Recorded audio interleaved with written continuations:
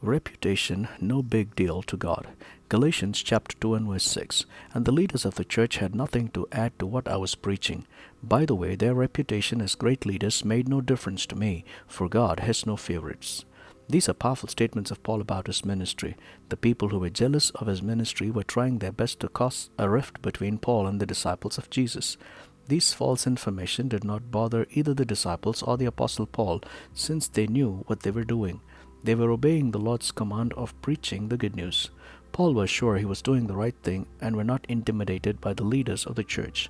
Paul knew God does not show favoritism toward anyone, and he honors people according to their labor. Reputation was not a fear factor.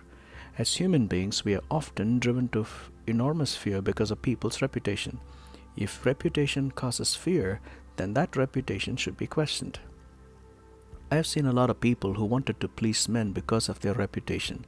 They would support them blindly even if they knew they were outrightly wrong. Their only goal is to be friends with them so they can make use of them at some point in their life.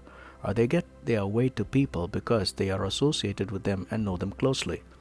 Most of the so-called Indian preachers freak in the Western world because of their fame, and people in this part of the world wants to associate with them not because they are doing extraordinary ministry, but because they can boast to their Indian friends that they have a personal connect to these YouTube fames. What a funny disposition.